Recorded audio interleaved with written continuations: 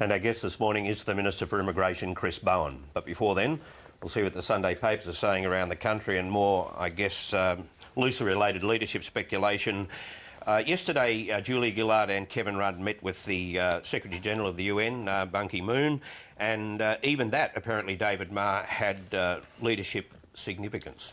Yes, the Sunday Telegraph reports this morning that the fact that Ban Ki-moon went first to Kevin Rudd's house before he then went to meet with the Prime Minister indicates, and I quote, the unusual schedule only served to highlight the fractious state of the Federal Labor Party. Now, the way in which it highlighted that is not explained in an article where I thought there was sufficient space to do so, but they don't quite get to it. I think the lie can be looked at quite easily. I mean, there's the meeting, the first meeting, and Mr. Ban hasn't even got a tie on. This is obviously not the meeting that matters. The meeting that matters is the one with the Prime Minister. He's all dolled up. He's got his tie on. This is the crucial meeting. Would you wear a tie for a meeting with a guy who is widely reported to refer to you as Spanky Banky in private? I think facts like that are probably kept from the leaders of the world, like Mr. Moon. Mr. Ban did have a moment to, and I quote, express some concerns. That's diplomatic language. Some concerns on how to deal with immigrants, asylum seekers and refugees. Yeah, when he could get a chance in amongst all the leadership questions, yeah. We'll go to that a little later on, but just on the leadership, and the introduction in that story talks about this all happened amid increasing leadership tension. Now, for a start, there needs to be leadership tension, and is it increasing? There seems a certain lack of fact behind these stories. These stories are mischief. And no doubt, look, there's real despair inside the Labor Party about where Julia Gillard has taken the party.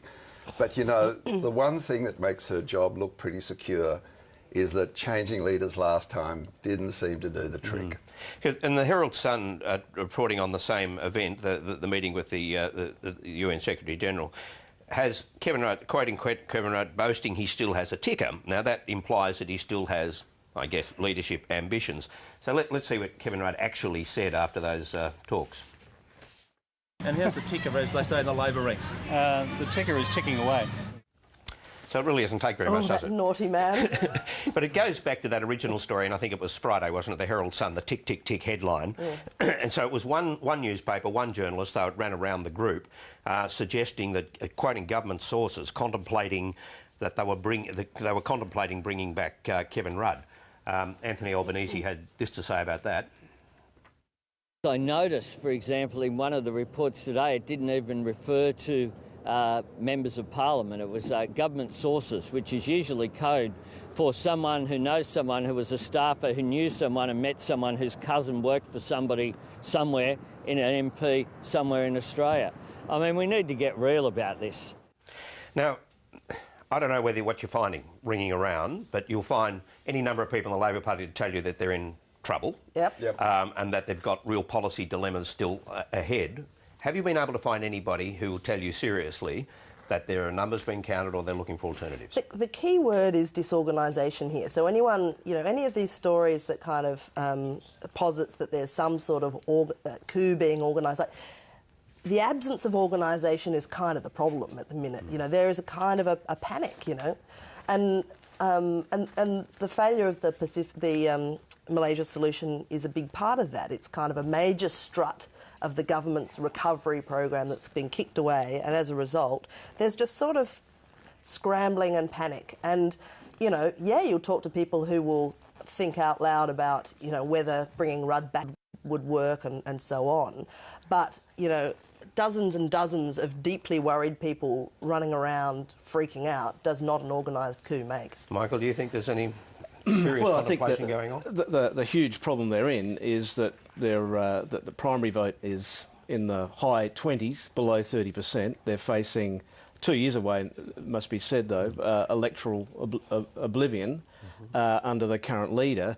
But that was the current leader, Julia Gillard, was brought in because they thought they were going to face the same thing under the previous leader, and they've got nowhere really to turn because it's hard to see how replacing Gillard could improve things that much, but they know at the moment they can't find a way out. So yeah, because I mean they appear clueless, as Chris Yorman put it, luckless at times, but to change leaders again would be reckless, wouldn't it?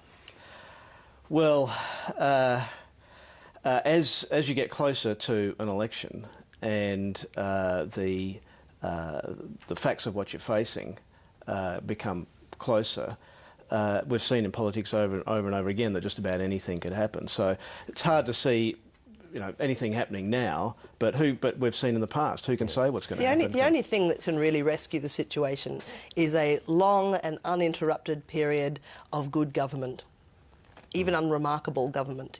But unfortunately, the events of the past week actually militate to erode that. Well, I think it's not just the events of the past week. You can have good government. Sure. I think all the contradictions that has been brought into this government are still there, and they will play out over the next couple of years.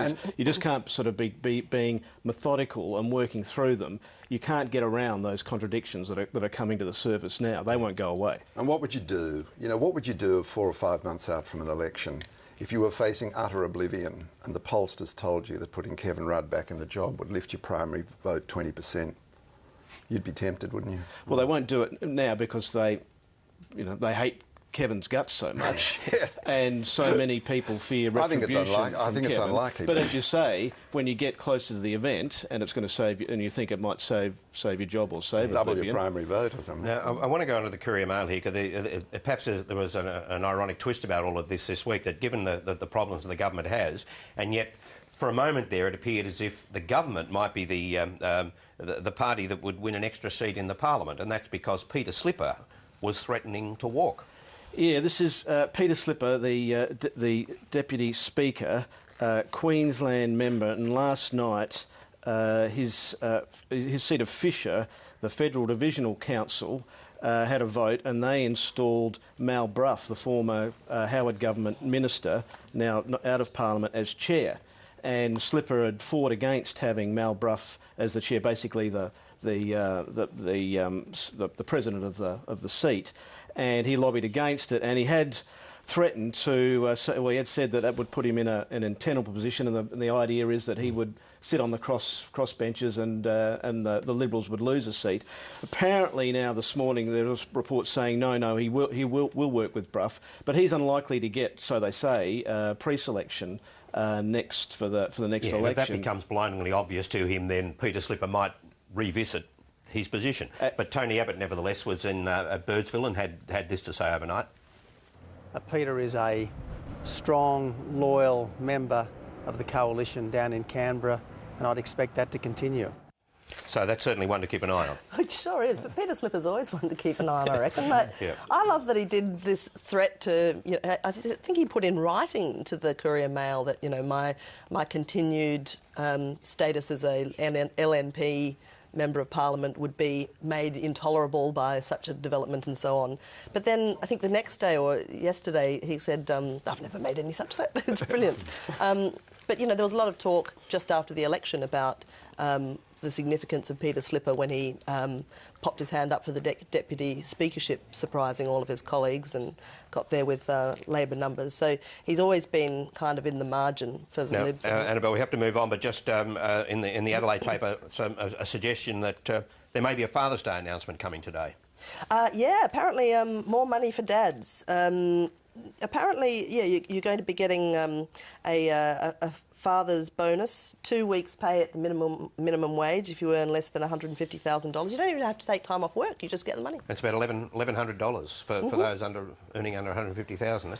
Yeah, look, I haven't seen the details, and it's hard to keep track of all these sort of baby bonuses and parental pay and so forth. You're obviously not pregnant, but if the government is handing out more money to fathers or parents just because they're parents, would seem to be one of the most absurd things you could do right now. The government is in a desperate situation to get back into surplus in 2012-13. The economy has been slowing down. They're going to have to cut spending in order to do that. So the idea they're handing out money to people because they're fathers would seem to be ridiculous. I haven't seen the details, and it's hard to know where Tony Abbott's holding on to his massive paid parental leave plan, despite the fact that he's got to find $70 million. That's an incredibly irresponsible policy as well.